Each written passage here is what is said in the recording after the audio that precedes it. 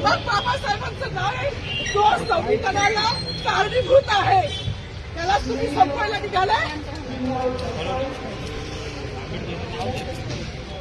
पालकमंत्र्यांची फार मोठी चूक आहे मॅडम, माफी मागणार नाही, पण पालकमंत्र्यांची चूक पदरात घ्यावी.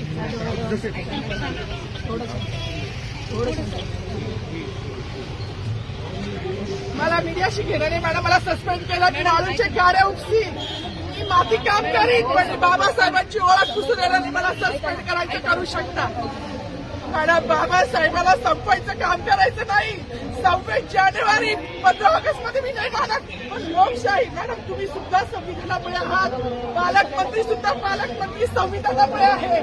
कोणताही जातीभेद नाही, सगळी समानता त्यांनी दिली आहे. बाबासाहेबांचं नाव आता तरी भाषणात येईल, मग तरी भाषणात येईल. ज्या लोक संविधानाला लोकशाहीला कारणीभूत नाही त्यांची नावं वारंवार घेतली गेली, मग जो संविधानाला कारणीभूत आहे तो प्रजासत्ताक दिनाचा जो मानकरी आहे त्याचं नाव भाषणात का नाही.